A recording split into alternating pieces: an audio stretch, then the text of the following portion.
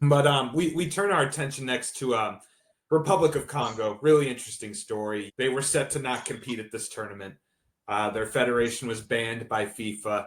It's really disrupted the game there. It's disrupted Africa Cup of Nations qualifying, World Cup. It's completely ruined pretty much the World Cup qualifying campaign.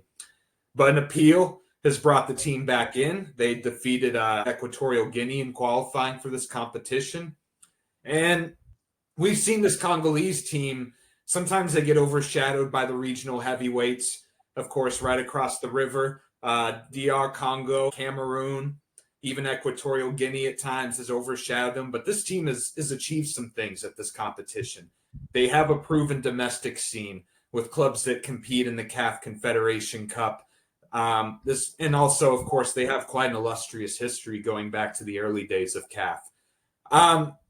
Looking at this team, first look at this team, it's a combination of younger players and experience. When you take kind of a surface level look at this Congolese team, do you think they fancy themselves to make a deep run at this tournament? And what do you think about their chances of doing that?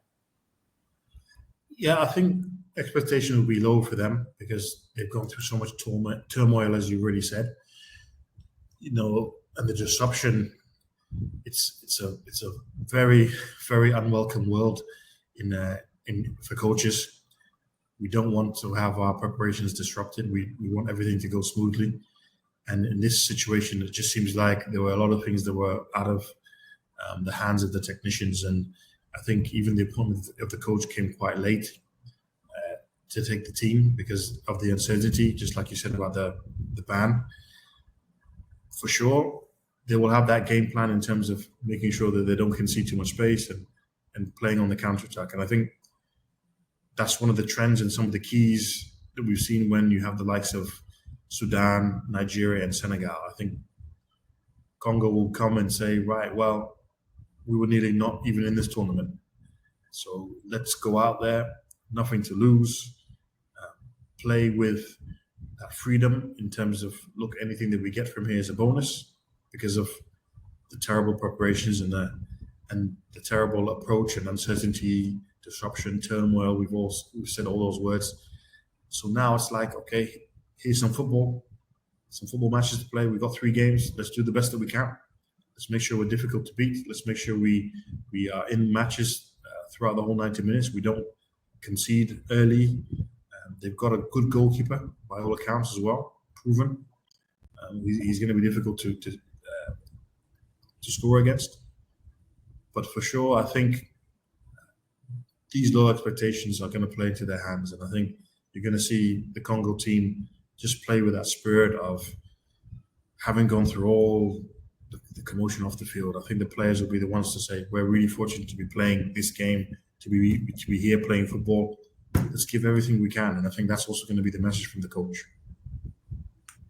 And how much stock should we take in this sort of pre-tournament phase where I don't think they've been able to play any friendly matches or official friendly matches? Everything's kind of been behind closed doors. There's not really, like you said, it's clearly affected, the whole circumstances has clearly affected their preparation and ability to prepare extensively for this tournament. How much stock should we take in that when we consider, how will they do at the tournament, or might this relax them and maybe have them play with some freedom, just being happy to be at this tournament after overcoming the FIFA ban? Yeah, really great question, great point, because in the wider context of African football, teams always struggle with the preparation. There's never enough money, there's never enough time, there's never enough in terms of organizing logistics, in terms of finding opponents to play in good surroundings. It's always a challenge. And we want to try to advocate that when you go for these big tournaments, there needs to be preparation. You need to have matches. When we played the 20s, we were fortunate to be in Morocco beforehand, and before we traveled to Mauritania, and had 2 quality friendlies against Burkina Faso and Cameroon. And that should be the way.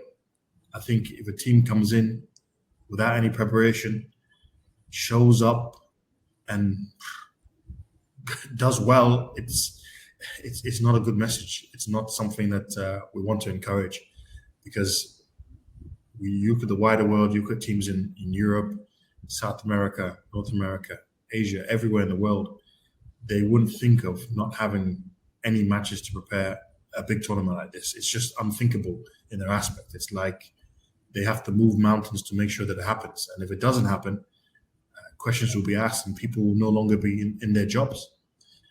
Of course, the mitigating circumstances in Congo's case are there in terms of being inactive for so long because of the ban.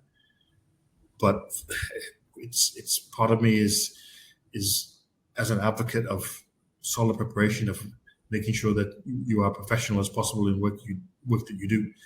I personally, I don't want to see them to do too well, but at the same time, if they do the work on the training ground with the limited time that they have, if the coach can pull out the stops to produce a team that can upset the other teams in the group, fair play to them. But it's not something that should be encouraged in terms of preparation for a tournament.